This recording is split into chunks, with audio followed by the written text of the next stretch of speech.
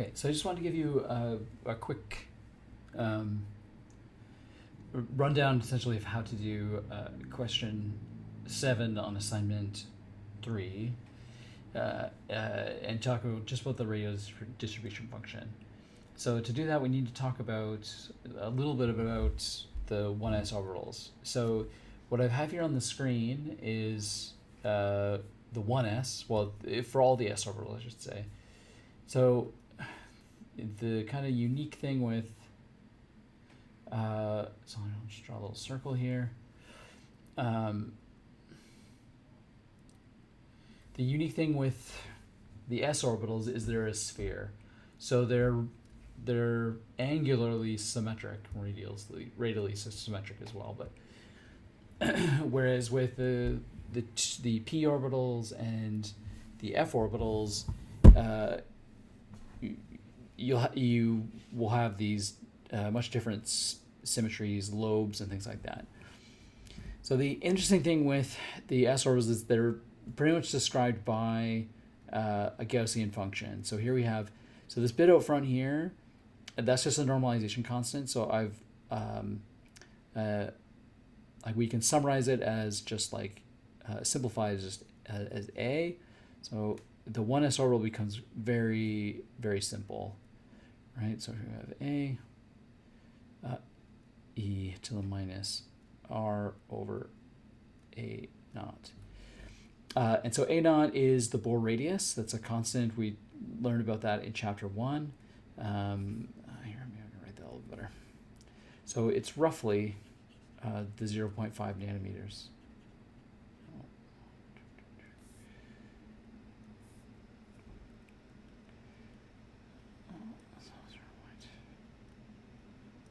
Roughly 0.5 nanometers. So if we plot the 1s orbital, it's going to look something like the red curve there. So this is psi for 1s. So it's an exponential, so it's negative. The exponent is negative, so it's going to decay like this. Sorry, my drawing isn't probably that great. If we take the green curve here is the probability distribution, that's the square of that, right? So it will change a little bit. It might increase slightly, but it's more or less going to be the same shape where it's this exponential decay. My drawing is terrible. So what might not be immediately obvious from this plot here is that the highest probability, so this is this probability distribution, is where we'll find sort of the,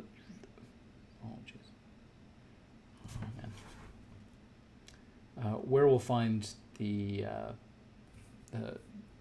electron, yeah? So what's interesting about this is the highest probability, so this is 0 and this is r, and if we keep going, we can go all the way to infinity.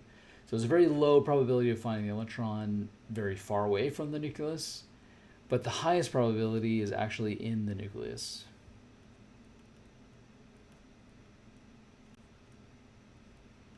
So I'll just draw it like that. Is in.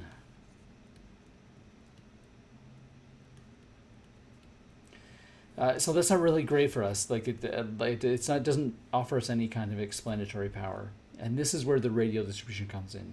And so in class, I'll go more into detail about the rationale. But right now, all I'm going to do is kind of show you how it works, how to use it, how to employ it. So this is the function that we need. And honestly, when you're doing a problem like this, so this is our radial distribution function, P r squared, and it's the radial component. It's only the radial component of the wave function. So like in class today, we had the 2pz, pz. and it was something like, it had some normalization constant, I forget what that was, it had like r over a naught, e to the minus r over a naught, and then it had like cos theta. Whatever that happens to be, this probably, don't quote me on this, this may not be absolutely correct for the 2pz orbital, but when the whole point of my bringing this up is that when we're dealing with the radial distribution function like this, we're only dealing with the radial component. So literally you're just taking the radial component here, squaring it, and multiplying it times r squared. This r squared comes from the volume element that I talked about in class today. So remember, for spherical coordinates, polar spherical coordinates, we have r squared sine theta dr d theta d phi. But that's where this r squared is coming from, because the derivation that I'll go through in class later, that's where this r squared is coming from. All right, so we can apply the radial distribution function here, which is literally just that. It's actually a very simple equation, but it's very powerful. Oh jeez, I'm gonna make everybody sick. All right. So for our system here, we can write it as P of R. So you have to set it up, R squared, and literally for the 1s orbital, which is the easiest one, e to the minus r over a naught, and we're going to square that. So we'll end up with, I'll put the normalization constant out front. It's going to disappear very quickly. R squared e to the minus 2r over a naught. Okay? All right.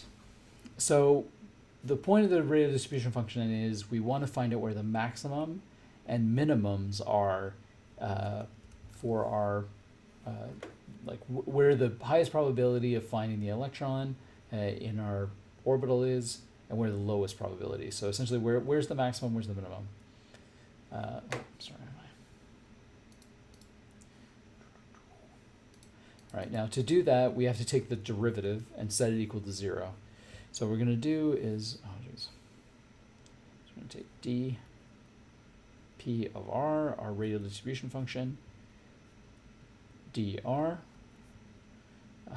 and so I'll keep the normalization constant out front,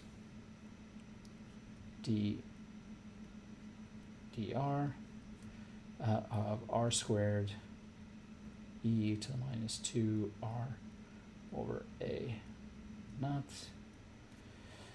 So I'm going to take the derivative of that, and then we'll set it equal to 0, and solve for r. And that'll tell us where we have our maximum, where we have our minimums. So we have a squared. So when we take the derivative, we've got two functions. We have the r squared here, and we have the exponential. So we're going to have to use the product rule. So the derivative of the first, 2r times the second, e to the minus 2r over a naught, plus r squared, and the derivative of this the first function times the derivative of the second, and so that's going to be minus 2 over a naught e to the minus 2r over a naught. All right, so we can't forget our minus sign here. All right, so we're going to set this whole thing equal to 0 and then solve for r. So when we do that, we set this equal to 0. We can just divide out this a squared, divide both sides by it, and it disappears, right? So, and we'll do the same with the exponentials in a second, but here I'll write it out anyway. So 2r, which is that? 2 looks terrible.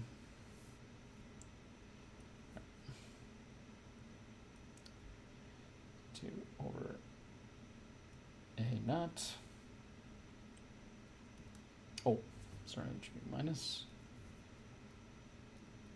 Perfect. minus 2 over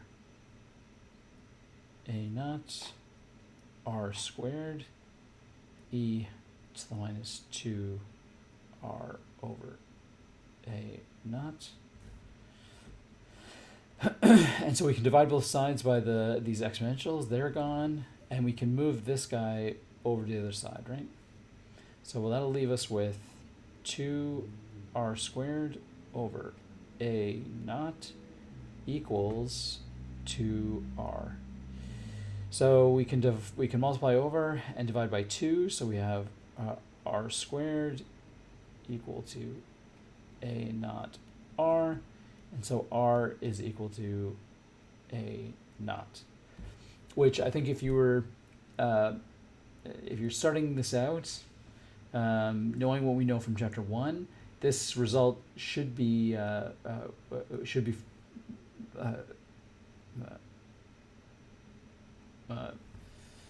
should make you very happy, because it agrees well with what we've seen in chapter 1. That this is for an H atom. We have the 1s orbital for the hydrogen atom, and the greatest probability, the region that has the greatest probability of finding the electron is at the Bohr radius, and so that's nice. It meshes well with what we've seen in chapter 1.